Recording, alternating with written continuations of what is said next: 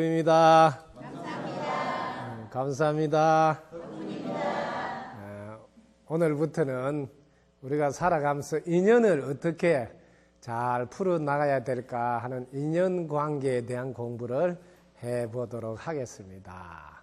자, 인연관계 10가지 한번 읽어보고 시작하겠습니다. 자, 1번부터 시작. 일방적인 지시보다 존중하여 스스로 책임지고 할 수 있도록 도와주게 되어서 덕분입니다. 무슨 일을 할 때는 반작용이 저항을 받아들일 줄 알게 되어서 덕분입니다. 상대 수준에 적합한 좋은 자나 교육 프로그램을 활용하게 되어서 덕분입니다. 자기 나름대로 성장하고 발전하기를 바라는 마음으로 감정을 존중하게 되어서 덕분입니다. 행복을 느끼게 하는 일을 함께 하면서 서로 사랑할 수 있게 되어서 덕분입니다. 매일매일 칭찬하고 격려하여 자신감을 얻도록 용기를 주게 되어서 덕분입니다. 부정적인 면은 그런 하루 시작하여 긍정적인 면을 발견하게 되어서 덕분입니다. 부드러운 미소와 자비스러운 표정으로 언제나 상대를 대하게 되어서 덕분입니다. 서로 연관되어 있음을 알고 전체를 이롭게 하는 방향으로 하게 되어서 덕분입니다. 인연 따라 변하게 됨을 알고 지금 여기 자기 일에 집중하게 되어서 덕분입니다. 자, 인연관계를 공부해 보도록 하겠습니다. 인연관계를 공부할 때 제일 먼저 살펴야 될 어떤 인연으로 우리가 관계에 맺고 있는가를 한번 보십시오. 자, 모든 사람들은 공통적으로 이렇게 하나만 공부해 보면 알 수 있습니다. 이렇게 공기가 들어와야 살 수가 있고, 물이 들어와야 살 수가 있고, 그 다음에 햇빛이 들어와야 살 수가 있고, 그 다음에 땅이 있어야 살 수가 있고, 여기에 사람들의 도움을 받아야 살 수 있다. 이렇게 다 도움을 받아. 여기 보라고. 우리는 나라는 이 개체가 이 전체의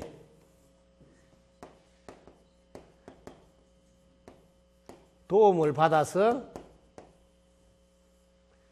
존재합니다. 존재. 그러니까 우리 인연은 이게 전부 다 우리의 인연이에요. 네? 공기든 물이든 햇빛은 땅이든 이걸 잘 돌봐야 된다.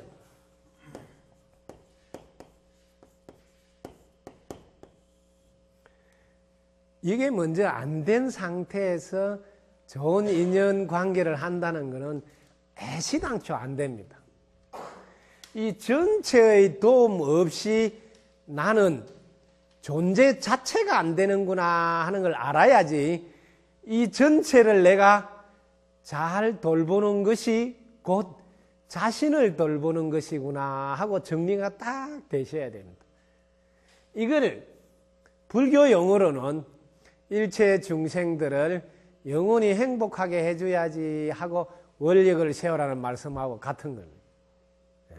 그래서 일체 중생들을 다 돌보라는 말씀을 아예 마음속에 안 하더라도 강제적으로 여러분들 원을 안 세워도 이치적으로 전체를 돌보지 않으면 내 자신이 살 수가 없구나.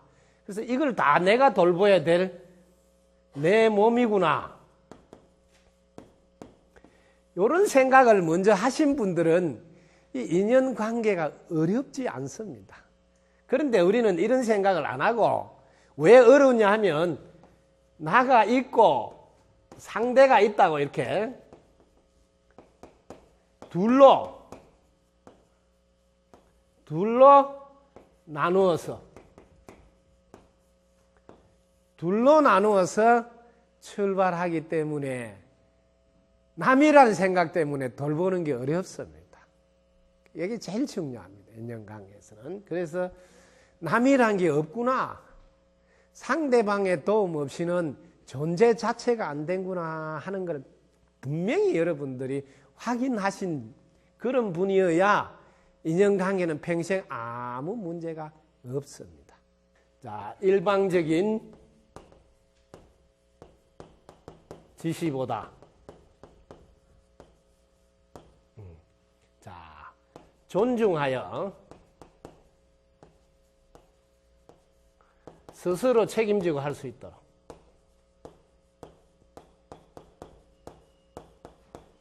이게 도와주면, 자, 대부분 일방적인 지시를 하는데 이 지시를 할 때가 있어요.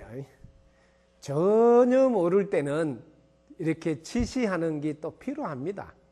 그러나 어느 정도 자란 뒤에는 이게 존중하셔야 돼요. 그런데 보통 어느 정도 자랐다 말은 사춘기를 기준으로 하시면 됩니다. 사춘기 이외에는 일방적인 지시를 해보세요. 훨씬 효과가 떨어집니다. 존중해서 스스로 책임지고 할 수 있도록 이렇게 코치를 하셔야 돼요. 이게 지시보다 코치를 하신다. 코치는 경청해가지고 질문을 하는 겁니다. 오늘 무슨 일을 하실 겁니까? 이렇게 하면 되지. 야, 오늘 이것 좀 해라. 저것 좀 해라. 그냥 기분이 나쁘지. 먼저 물어보라는 거지. 예를 들면 직원이 오늘 오늘 뭐 준비하고 있습니까? 오늘 할 일은 무엇입니까? 이렇게 물으면 아, 사장님 오늘 이렇게 할 겁니다. 하면 그걸 들어보고 아, 그거 말고 요까지 좀 더 도와줘야 되겠습니다. 이렇게 하면 그까지 진도가 나가잖아. 그죠? 먼저 이렇게 질문을 딱 해보시라고. 근데 알아서 하겠지 하고 놔뒀는데 나중 마칠 때쯤 돼서 전혀 아니면 그때 서로 힘이 들잖아요. 알아서 하겠지 하는 수준이면 그건 대단한 수준이에요. 대부분은 이렇게 질문을 통해서 한번 체크하는 게 좋습니다. 오늘 어디까지 일하실 겁니까? 오늘 무슨 일을 하실 겁니까? 이렇게 물어보면 오늘 할 일을 쭉 들어보고 모자란 게 있으면 아, 여기까지는 오늘 좀 더 도와주시면 좋겠습니다. 이렇게. 그렇게 해서 지시보다는 코치. 코치를 안 해도 되는 사이는 대단한 것. 주인의식이 있는 분. 이게 내 집이다. 우리 집이다. 우리 회사다. 이 지구는 내가 돌봐야 된다. 처음에 말했죠. 아, 내 몸이구나. 내가 다 돌봐야 되구나. 이런 분들은 지시도 필요 없고 코치도 필요 없어요. 벌써 다 보여요. 뭐 해야 되는 게. 요거 끝나고 나면 또 뭐 해야 되니 다 보여요. 그걸 주인의식이라 그래. 그 주인의식이 있는 분은 관계가 수월습니다. 알아서 다 하시니까. 자, 그 다음에 두 번째로 들어갑니다. 우리 인연관계에서 두 번째는 이 세상 이치를 한 번 더 살펴보라는 거냐. 이 세상은 무슨 일을 하든, 무슨 일을 할 때는 반드시란 말을 써놨습니다. 반드시 반작용입니다. 반작용. 그래서 이 저항을 받아들입니다. 여러분들이 무슨 일을 안 하면 반작용이 있을 수가 없죠. 무슨 일을 한다면 반드시 반작용이 있습니다. 반작용이. 그래서 아예 안 하면 모를까. 일을 시작했다면 반드시 반작용이 있을 거라는 건 아시고 나오는 저항을 받아들일 줄 아십니다. 이게 뭐냐면 세상의 이치예요. 여러분들이 야호 하면 작용했잖아요. 작용을 했으면 반드시 반작용으로 야호가 돌아온다. 메아리 돼서 이 이치를 아시죠? 이게 알면서도 한마디 했는데 그쪽에서 한마디 한다고 승질 낸다 이 말이에요. 반드시 작용이 있으면 반작용이 있다. 그럴 때 이 정황을 받아들일 줄 알아야 된다. 아예 반작용 이런 거 자기는 안 하려면 아예 아무 일도 안 저지르면 돼요. 그럼 누가 시비 걸 일이 없죠. 그래서 작용이 있으면 반드시 반작용이 있다. 이건 메아리의 법칙이에요. 그래서 세상 이치는 늘 반작용이 있는 게 정상이다. 그래서 저항을 받아들일 줄 알면 된다. 내가 일 안 했으면 이런 일도 없지. 당연하지. 이렇게 하고 받아들이. 이거는 중요한 거예요. 자, 그 다음에 세 번째로, 자, 3번. 자, 상대 수준에 적합한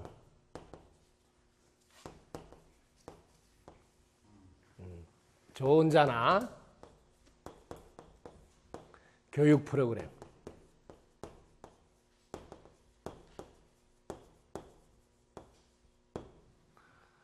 자, 무슨 일을 하더라도 여러분들이 실전에서 쉽게 하는 요령을 아셔야 돼요. 그 분야에 잘하는 좋은 자가 있어요. 그분한테 도움을 청하면 돼요. 근데 본인이 자꾸 해결하려고 하는 바람에 아마추어적으로 드듬수를 놓는 거예요. 자, 한번 내보자고. 상대 수준에 적합한 좋은 자나 교육 프로그램을 활용하라. 자, 제가 이제 여기 시범을 한번 보이겠습니다. 모든 사람들이 마지막으로 하는 동작이 판매입니다. 판매. 마케팅이라고 해요. 요즘 판매라는 말을 잘 안 쓰더라고요. 우리나라도 뭐 아예 뭐 일상생활 같이 마케팅 한다 이렇게 해요. 이걸 잘해야 돼요. 무슨 일을 하든 간에 잘 팔아야지 그게 뭐 자금이 회전되니까. 그래서 이 부분만 여러분들이 강점이 있으면 사는 게 훨씬 경쟁력이 있어서 수월습니다. 그러니까 마케팅이 뭔지 이제 전문가의 조언을 받아서 실제로 공부를 한번 해보는 예를 제가 들어야 되겠습니다.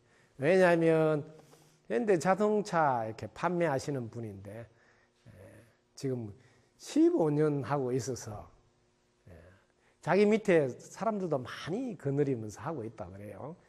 저희 이렇게 사찰을 방문했는데 제가 그래서 마케팅이 뭔지, 그 다음에 그분들을 어떻게 설득하는지 물어보니까 우리나라에서 최고 강사들 초빙해서 회사에서 해마다 교육을 시켜서 자기가 지금 10년 넘게 듣고 있는데도 이런 부분들이 딱 정리가 안 돼 있어요.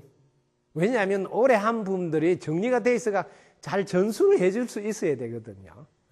그래서 공부를 한번 하자고. 제가 정리한 대로 한번 해볼게요. 자, 마음의 원리를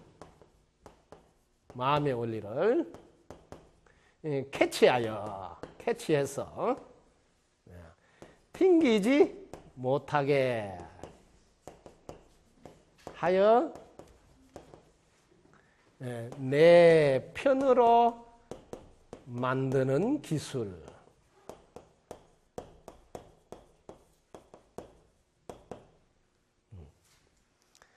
저는 저 나름대로 개념 정리를 꼭 합니다.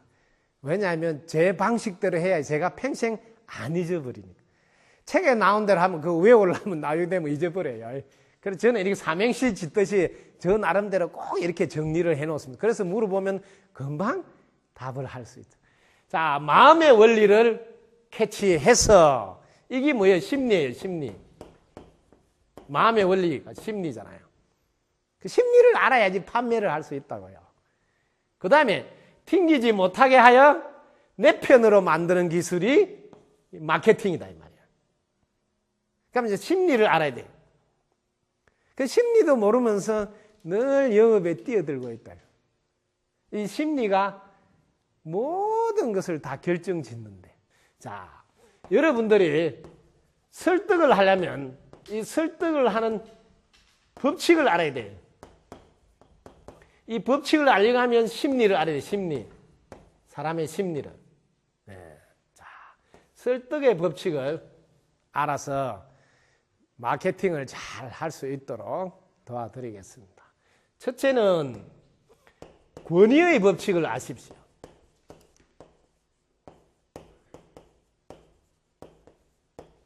사람들의 마음을 외우려 하지 마세요. 마음을 좀 보라고. 여러분들이 의사 가운을 딱 입고 있으면 그 의사의 권위에 의사 선생님 말씀이 옳을 거라고 따릅니다. 이게 권위의 법칙이에요. 저도 사실은 고백하자면 저는 스님이 되고자 하는 마음이 한 번도 없었습니다. 오직 내가 공부하겠다는 마음으로 산에 들어왔지. 그런데 이 헤어스타일, 이 패션이 이 권위를 주어서 설득하는데 훨씬 유리합니다.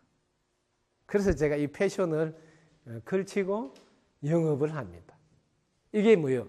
심리를 이용한 겁니다. 예. 똑같은 말인데 엄마가 말하면 잔소리 걷는데 스님이 말하면 되게 괜찮은 말로 듣기는 것은 이게 심리예요. 권위의 법칙.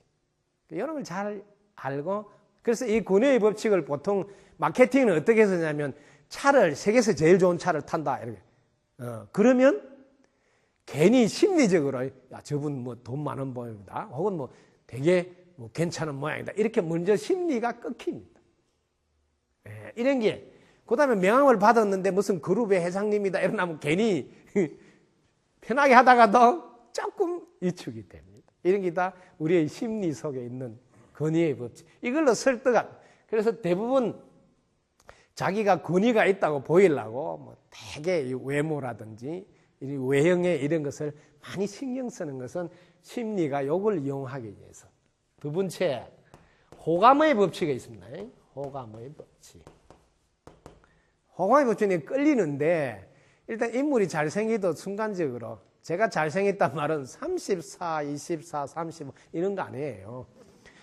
웃는 얼굴, 밝은 표정, 따뜻한 마음씨 이런 거 말해요. 그러면 호감이 가잖아요, 사람이. 순간적으로. 저도 오시는 분들이 요즘 많이 찾아오는데 옷을 실제로 보니까 훨씬 젊고 인상이 좋다고 소리를 듣는데, 왜 그러냐면 제가 조금 실제로 어서 보면 바보 비슷하잖아요. 실제로. 왜? 바라보면 자꾸 보고 싶다고 바보라 하더라고. 호감의 법칙은 뭐냐면 사람 심리가 같은 아파트에 산다 해도 괜히 끌리고, 같은 고향이라 해도 끌리고, 그 다음에 우리 아들하고 똑같은 학교 다니네 이래도 끌리고, 이런 걸 이용하는 게 호감의 법칙이에요. 이걸 뭐 주로 뭐 연주를 이용한다. 이렇게 심리가 인연이 더 끌립니다. 그래서 이걸 이용하는 거예요. 그 다음에 세 번째, 희귀성의 법칙이 있어요. 희귀성의 법칙. 요거는 뭐냐면 드물고 귀하면 심리적으로 내가 가지고 싶어요. 그래서 이걸 이용한 게 한정 판매한다, 혹은 딱 선착순 몇 명, 혹은 오늘 불어 끊어 뭐 이런 걸 하는 게 심리적으로 드물고 귀할 때 내가 가져야지 이런 마음을 이용한 겁니다. 그 다음에 일관성의 법칙이 있습니다. 요거는 뭐냐면 사람 마음이 일관되게 쭉 행동을 해줘야지 신뢰를 잃지 않는다는 생각 때문에 약속한 것은 될 수 있으면 지키려고 합니다. 이걸 이용하는 게 주로 뭐가 있냐 하면, 제일 처음 약속을 들을 수 있는 양만큼만 딱 이야기하는 거예요. 예를 들면, 이번 뭐 일요일 날 효심사에 같이 가. 뭐 별일 없지? 알았지? 그럼 알았어. 약속한 거야. 딱 이렇게 이제. 그러면 이제 들을 만한 정도로 먼저 해놓고, 그 다음에 토요일 날 딱 전화해. 야, 내일 4시 반에 출발이다. 딱 준비해서 나오라. 이러면 처음부터 4시 반에 출발한다면 아마 나는 못 간다 그랬을 거야. 이런 걸 일관성에, 상대방이 들어주기가 힘든 부분은 딱 빼고 들어줄 만한 내용 정도만 먼저 딱 걔가 약속을 받은 뒤에 꼼짝 못하게 만드는 겁니다. 예, 여기 사람 심리 중에 자기는 뭐 약속을 지키는 사람이다 하는 그 마음을 이용하는 거예요. 예. 그 다음에 다섯 번째로 상호성의 법칙입니다. 상호성의 법칙이 사람 심리를 보면 서로 주고받고 이래서 보답해야 된다는 심리가 숨어 있어요. 너무 도움을 많이 받아서 미안하니까 나도 한번 사야 된다 이런 게. 그래서 요 심리를 이용한 게, 보통 뭐 모금을 하더라도 그냥 불을 떴게 합시다 이렇게 통 들고 다니면 잘 안 내요. 근데 옆에서 한 사람은 뭐 국화를 하나 쫙 사가지고 국화 한 송이씩 주면서 불을 떴게 합시다 하면 그 국화 받았다고 불을 떴게 또 돈을 잃게 됩니다. 이렇게 심리의 상호성. 예를 들면 샘플을 계속 주면 나중에는 그 한 세트 사야 돼요. 왜? 너무 미안해서. 예, 이런 심리를 이용하는 게 상호성의 법칙입니다. 자, 그 다음에 사회적 증거의 법칙입니다.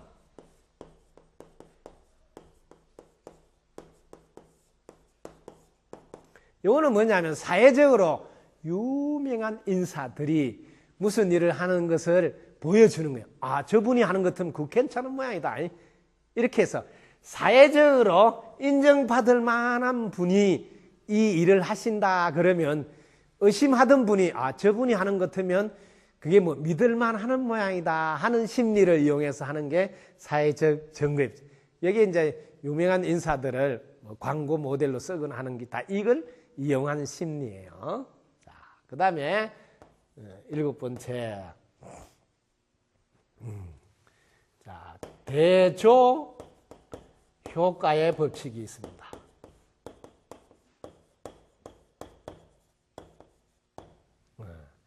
이거는 여러분들이 알아두면 영업에 직접 쓰입니다. 자기가 이제 옷을 파는 분이다. 그러면 손님이 들어왔을 때 여기 싼 것도 있고 중간치도 있고 비싼 거 있다.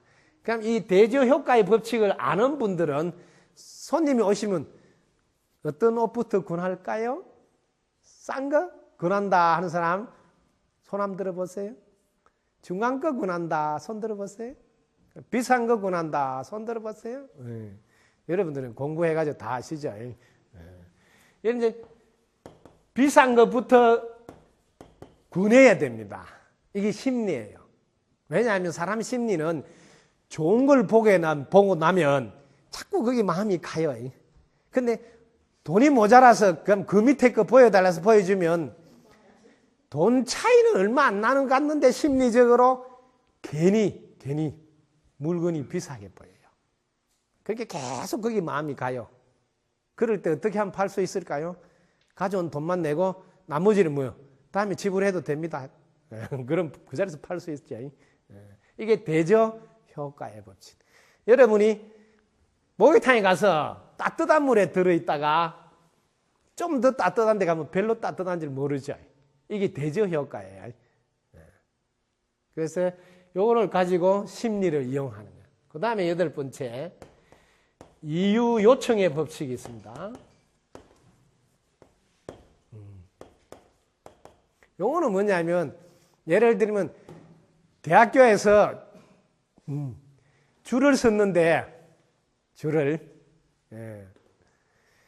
자기도 이제 복사를 해야 돼. 시험 때가 다 됐어. 복사해가지고 빨리 공부해야 되는데 줄을 쭉 서 있으면 이 사람이 이 줄 다 지나서 복사를 하면 늦으니까 앞 사람한테 제가 너무너무 바빠서 그런데요. 자리 좀 양보해 줄 수 있을까요? 이래 물어보면 뭐가 바쁜지 물어보지도 않고 사람 심리가 아이고 되게 바쁜 모양이다 자리를 비켜줘요. 그럼 그 앞 사람한테 떡떡 떠들면서 제가 바쁜 일이 있는데요. 자리 좀 양보해 주실까요? 뭐 이유도 안 물어보고 뭐 사람들은 이유를 대면 진짜로 믿고 또 사람들이 바쁘면 그걸 뭐 도와주고 싶은 심리 이런 심리를 이용한 게 이유 요청의 법칙.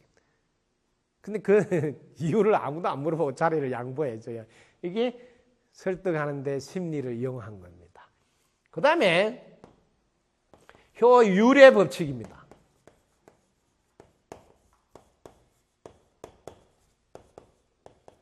효율의 법칙은 적은 비용으로 많은 이익이 남는다. 조금만 투자하면 네가 대박이 터진다 이러면 또 얼른 해요.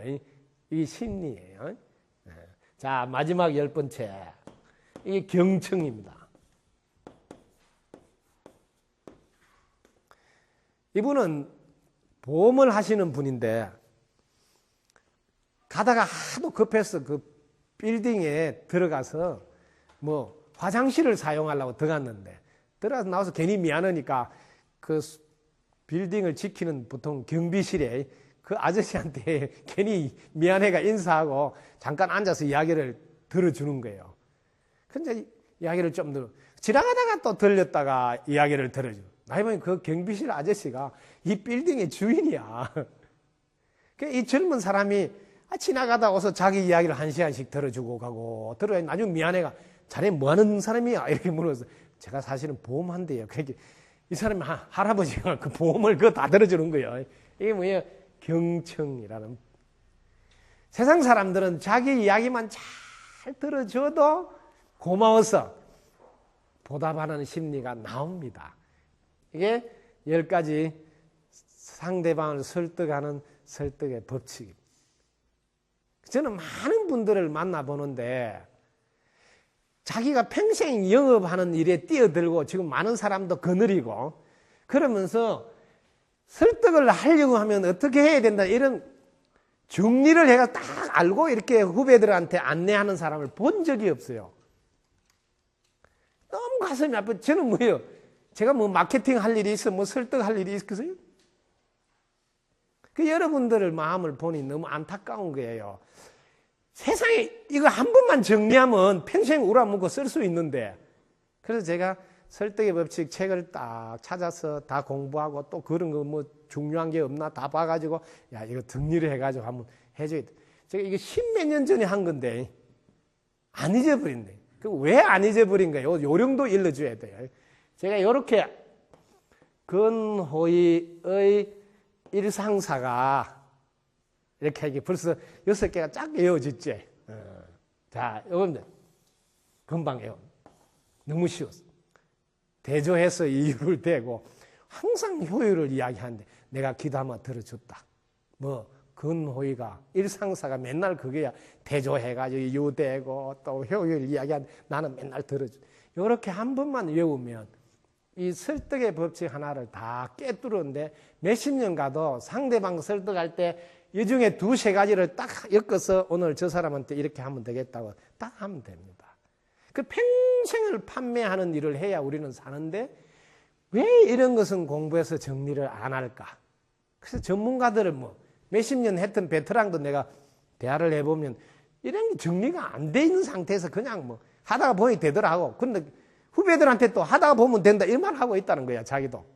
그런데 사내 교육을 시키러 매년 우리나라에서 기라성 같은 분을 돈 많이 주고 초청해가지고 1년에 몇 시간씩 계속 교육을 시켜주는데 자기는 10년 넘게 들었는데 아이, 스님 같이 이렇게 정리해가 해주는 분이 없다는 거야. 실전에 서물 수 있도록. 저는 실전에 강해야 된다. 쓸데없이 많이 알면 뭐하냐. 실전에 써물 수 있다. 그래서 이걸 내가 이제 이야기를 할 때, 야, 이런 거를 그냥 하지 말고 목표를 세워라. 목표를. 적어도 프로라면, 프로. 아마추어하고 달라야 된다. 프로는 야구를 해도 스타가 돼야지, 스타. 스타는 3할 때를 쳐야 된다. 그래서 항상 나도 프로요, 스타가 돼야 된다. 그러면 3할 때는 해야 되겠다. 그래서 오늘도 10명 만나면 3사람은 무조건 내가 10명 중에 다 내가 붙들고 이야기를 못 해요. 바쁘다고 못하는 사람. 그 중에 3명은 어쨌든 붙들고 이야기를 해야 되겠다. 그 중에 1명은 꼭 계약서까지 써야 되겠다. 이게 3할 때 타율이야. 그리고 1년에 1억은 벌어야 되겠다. 그래서 어디든지 1311 붙이놔라 그러거든. 화장실에도 붙여놓고 자기 그을 때 앞에도 붙여놓고 다른 사람은 아무도 몰라요. 암호. 출근하는 사람이 정확하게 오늘도 목표가 있어야 된단 말이에요. 목표. 오늘도 몇 명 만나서 몇 명은 내가 이야기를 하고 그중에 최소한 1명은 계약서를 쓰고 뭐 이런 것이 딱 있어서 그래도 연봉 1억은 벌어야지 이런 목표를 가지고 현장에 뛰어들어야 되는데 그냥 막연하게 왔다 갔다 해요. 너무 가슴이 아파요. 그럼 오래 해도 소득이 별로 없어요. 진짜 실전에 강해야 되거든요. 실전에는 이 프로란 말도 정확히 알아요. 이게 피예요, 피. 피자 알죠? 일단 뭐 발바닥에 피가 나야 돼요. 이거는 뭐 알자에 알. 다리에는 알통이 배겨야 돼요. 오늘은 5만 가지 다 해결할 줄 알아야 돼요. 뭐 맞춤식 서비스를. 그러면 나는 발바닥에 피가 나도록 다리에 알통이 배도록 5만 가지 딱 맞춤식 서비스를 하고 있는가 이렇게 하면 금방 프로가 딱 체크가 되잖아요. 그 프로가 아닌데 나는 해도 안 돼. 당연하지. 프로하고 아마추어하고는 차이가 많다.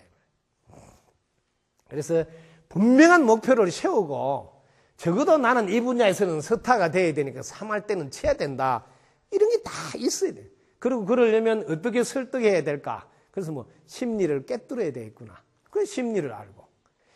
인연 관계에서 가장 중요한 것은 마음 자세가 먼저 전체를 돌보겠다는 마음이 서 있는 사람이어야 인연 관계도 정말 소중히 한다 이 말이에요. 좀 더 열심히 하고 뭐 주인 의식을 가지고 이런 차이가 난다. 그래서 이런 공부도 제발 좀 정확하게 해서 이렇게 인연을 잘 끌고 갈 수 있도록 하라. 우리는 옛날부터 인연을 만나는 것은 엄청 잘하게 도와주고, 여러분 중매하는 것도 다 인연을 만나는 거잖아요. 그럼 만나는 게 그게 뭐가 그리 대수냐? 인연을 얼마나 오랫동안 지속하느냐, 이 제일 중요하다는 거지. 근데 우리는 지속하는 교육을 안 시키고 있단 말이야. 그러다 보니까 만나기는 만났는데 그 시어머니 보기 싫어서 헤어졌다고. 많아요. 많아. 인연을 지속하는데 네 번째, 자기 나름대로 성장하고 발전하기를. 모든 사람이 원하는 거예요. 자기 나름대로 성장하고 발전하다. 그래서 감정을 존중해야 돼. 감정을 존중. 자, 자기 나름대로 성장하고 발전하기를 안 바라는 사람 아무도 없어요.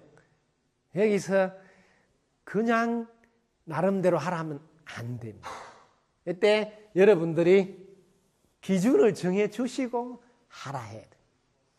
이걸 먼저 자기 주제 파악이라 그럽니다. 자기 자신을 먼저 딱 파악하시고 나서 나름대로 성장 발전하시라는 거죠. 자기 주제 파악을 안 한 상태에서 똑같이 하면 안 된다 이 말이에요. 어떻게 하느냐, 사주팔자를 물어보고 하라. 그거는 정확하지 않습니다. 뭐가 정확하냐면 제가 일러준 대로 한번 해보십시오. 제일 먼저 부잣집에 태어났는가? 부잣집에 태어났는가? 두 번째, 부모님을 잘 만났는가? 세 번째, 형제 자매를 잘 만났는가? 네 번째, 배우자를 잘 만났는가? 다섯 번째, 공부도 많이 할 수 있었는가? 딱 5가지를 낳고 자기 주제 파악을 하시라고요. 이렇게 하시면 자기 나름대로 성장 발전해야 돼 지침이 딱 생깁니다.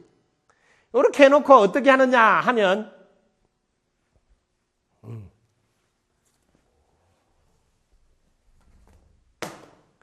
상, 중, 하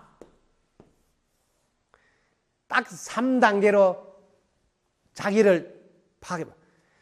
자기는 부잣집에 안 태어났다. 그럼 하잖아요. 그냥 중간쯤 된다. 그러면 중이잖아. 이렇게 나는 부모님을 잘 만났다. 그러면 상이잖아요. 이렇게 파악해서 나는 이 전체가 5가지가 토탈 상에 속하는지 중에 속하는지 하에 속하는지 이건 자기가 판단하시라고. 누구 말도 들으면 안 돼. 만약에 자기가 이번 생에 하 정도로 태어났다 이러면 전생의 농사가 부실했다고 이렇게 딱 알으시라고요. 그런데 내가 하로 태어났는데 경쟁은 이번 생에 이 상하고 경쟁을 해야 되거든요. 왜? 붙어야 되는 게 상이니까. 그 넘어서야 되거든. 그러면 자기는 3배의 노력이 필요하구나. 이게 주제 파악이에요. 중이 상을 이기려면 2배의 노력이 필요하구나. 이걸 항상 어릴 때부터 가르쳐 드려야 된다 이 말이에요. 그래야 똑같이 안 논다는 거죠. 자기가 이게 태어나기도 잘 태어나지 안 해놔놓고 뺑 게임하고 놀고 뭐 시간 다 보내. 경쟁해봤자예요. 이 주제 파악이 빠졌기 때문에 집집마다 노력하는 게 비슷하다고요. 내가 하품으로 태어났으면 야 전생에 더럽게 탱자하고 놀았는데 그래도 다행히 재수 좋아가 사람 몸은 받았네. 이번 생에 이 상품하고 경쟁해서 내가 안 져야지. 그래서 3배로 노력해. 3배로. 자기는 남들은 9시 출근하면 지는 6시 출근하는 거야. 9시야. 지는 6시 출근. 3배로 노력해야지. 남들은 뭐 8시 퇴근한다면 지는 11시까지 하고. 이렇게 기준을 정해준 뒤에 자기 나름대로 성장하고 발전하도록 이렇게 맡겨야 되는 거지. 기준도 없이 그냥 똑같이 놀면 되겠어요? 안 된다. 제일 먼저 스스로 주제 파악을 해서 부모님이나 이런 데 불만하지 마시라고. 자기 전생에 그 부모님을 선택한 거예요. 부모가 오라 꼬신 거 아니에요. 자기가 선택한 거라고요. 그게 자기가 하품인지 중품인지 잘 봐라. 이거는 자기 기준이에요. 어떤 사람은 점수를 조금 후하게 쳐서 중위를 할 수도 있어요. 누구의 객관적인 게 아니고 자기가 스스로 나는 중품이니까 상품하고 경쟁하려면 이번 생에 2배로 더 해야 되겠다. 무조건 2시간은 더 일해야 돼요. 그렇게 기준을 잡아놓고 자기가 하면 이번 생에 이 상품에서 경쟁해서 이긴다 이 말이에요. 이런 기준이 없이 그냥 하도록 하고 있어서 마음이 아프다는 거죠. 그럼 이 상품한테 못 이겨요. 불리하잖아요. 저부터 보라고. 저부터 경쟁이 잘 안 돼요. 저는 어릴 때부터 뭐 새벽 3시에 일어나서 공부했다잖아요. 밤 10시 되면 자고. 근데 제가 절에 들어서 이렇게 수심기열 이런 거 보는데 보니까 알겠더라고요. 그런 사람하고 도대체 뭔 말인지 모르겠다고 뭐 날이 새도 아니려고 막 그런 사람하고 같냐. 근데 또 비슷하게 노력하면 되겠냐. 이런 게 제일 중요한 거다. 누구든지 인연관계를 잘 하려고 하면 자기 주제 파악을 정확히 해서 내가 전생에 너무 놀았구나. 이런 걸 알아라는 거지. 그래도 내가 전생에 할 많이 해왔구나. 그러니까 이렇게 턱 보면 안 해. 그럼 뭐 이번 생에는 뭐 이까지는 더 올려야지. 이런 기준이 있어야 된 상태에서 자기 나름대로 성장 발전하셔야 된다. 근데 이런 걸 용한 데 가서 물어보지 마라. 용한 데 물어보면 안 된다. 그거는 왜 해석을 이렇게 하거나 저렇게 하면 다 틀려요. 자기가 주제 파악하는 게 제일 정확합니다. 누구 말 들을 거 없어요. 자기가 점수를 후하게 줘도 되고 뭐 싸게 줘도 돼도 관계없어. 그 대신에 상품한테 이겨야 된다는 것만 정확히 알아라. 여기서 더 세밀하게 하려면 이게 하도 상중하, 중도 상중하, 상도 상 이렇게 앞 단계를 해보면 세밀하게 딱 나올 거예요. 이러면 더 정확합니다. 이렇게 하면. 그냥 뭉뚱그려서 내가 이야기했어. 세밀하게. 그래서 인연관계는 어려운 게 아니에요. 제일 먼저 제일 중요한 거는 공기가 없으면 못 살아. 물이 없으면 못 살아. 사람들이 안 도와주면 못 산다니까요. 존재 자체가 안 되니까 남이라는 생각하지 말고 내 눈에 보이는 모든 것은 이번 생에 내가 돌봐야 될 내 몸이다. 이런 생각을 하시면 인연관계가 뭐 어려울 거 하나도 없어요. 그래 안 하고 나는 나고 너는 너고 이렇게 둘로 나눠 놓고 인연관계를 잘해보려고 하면 아무리 해도 안 됩니다. 될 수가 없습니다. 둘로 나눠 놓고 하면 너무 잘 지내도 원수가 됩니다. 잘 안 지내면 절대 원수가 안 됩니다. 남들끼리 원수는 아무도 안 됩니다. 잘 지내는 사이가 섭섭해가지고 원수가 되는 거거든요. 그냥 내 몸이다 하고 돌보면 원수되고 이런 일이 없어요. 내 몸이라고 돌볼 때는 왜 원수가 안 되냐면 당연히 한 거라서 섭섭한 게 없어요. 야, 콩팥이 심장한테 섭섭한 게 있겠어요? 서로 돕고 사는데. 또 콩팥이 심장한테 내가 니한테 해줬다 이런 상을 내겠어요? 안 낸다. 그래서 인연관계의 맥은 전체를 하나로 보는 눈이 제일 중요하다. 그렇지 않으면 나하고 너가 생겨서 아무리 인연관계를 잘하려고 해도 잘하면 잘할수록 서운한 게 커지고 바라는 것도 많아지고 결국 미움 뒤에 원수까지 간다. 그래서 인연을 잘 돌보시라. 그래서 집착하지 않고 소중히 하는 것. 이게 핵심인데 소중히 한단 말은 내 몸이다 생각하고 항상 자기 몸 돌보듯이 돌보는 것이 소중히 하는 거다. 자, 이렇게. 자, 이번 시간에는 4번까지 공부를 했습니다. 4번까지 한 번 더 볼까요? 자, 시작. 일방적인 지시보다 존중하여 스스로 책임지고 할 수 있도록 도와주게 되어서 덕분입니다. 무슨 일을 할 때는 반드시 반작용이 있음을 알고 저항을 받아들일 줄 알게 되어서 덕분입니다. 상대 수준에 적합한 조언자나 교육 프로그램을 활용하게 되어서 덕분입니다. 자기 나름대로 성장하고 발전하기를 바라는 마음으로 감정을 존중하게 되어서 덕분입니다. 여기까지 오늘 공부했습니다. 자, 여러분 덕분입니다. 감사합니다. 감사합니다.